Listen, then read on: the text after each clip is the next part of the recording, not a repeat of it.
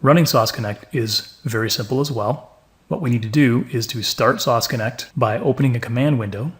Then we're going to cd to the Sauce Connect directory, which lives in our cbin directory. Then we will execute the command provided by Sauce Labs, which is this sc command right here. And we will pass in two options. -u will be our Sauce username, and -k will be the Sauce key.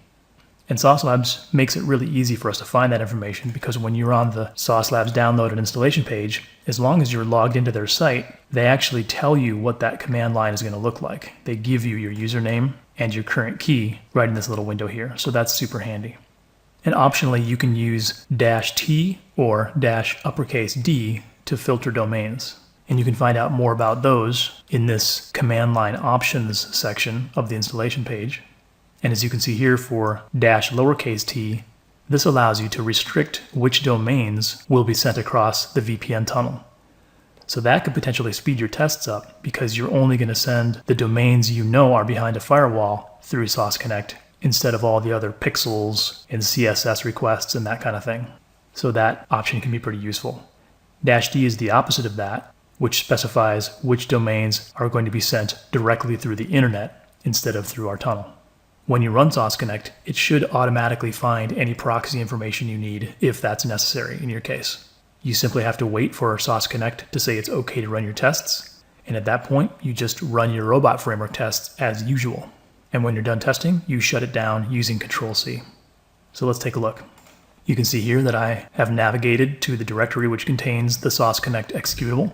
So in order to start this quickly, I'm going to create a little batch file. So I create a new text document called launch Sauce Connect. And the first command in here, I'm going to do a cd, and I'm going to copy that location. So when I run this batch file, it will automatically navigate into this directory so I can more easily run Sauce Connect. As I mentioned in the previous video, we could have added this to our path, but that's an option that you can pursue if you wish. I'm going back here to the Sauce Labs installation page. And at this point, since I've cd'd already into that directory, I'm just going to grab this part of the command, paste that on the second line. So after I've cd'd into this directory where my sc executable lives, now I'm going to invoke that executable by calling sc, and I'll pass in -u, which is my Sauce Labs username, and -k, which is my Sauce Labs key. And the thing to keep in mind with that key is you can always go to your Sauce Labs settings and generate a new access key. Keep in mind when you do that, you'll have to change that access key not only in your Sauce Connect batch file, but also in your robot framework scripts that you're sending to Sauce Labs. So that's it from a batch file.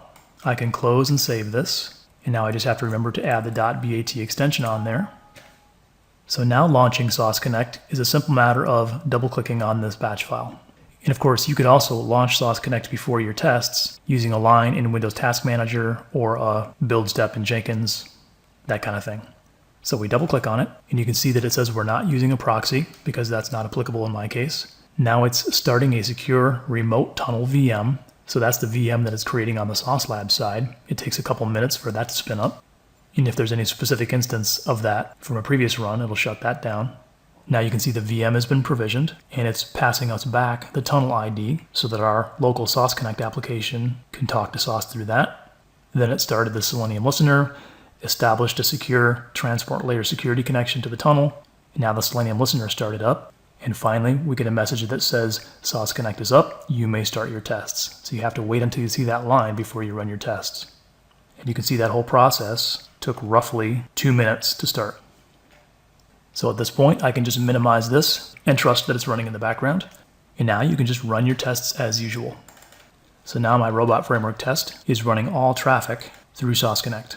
Once your robot framework tests are completed for the day, you come back to your Sauce Connect window, hit Control-C. It tells you things are beginning to shut down. You hit Y and enter, and it disappears. So it's that simple to run Sauce Connect and your tests. Now you can test your web applications behind a firewall.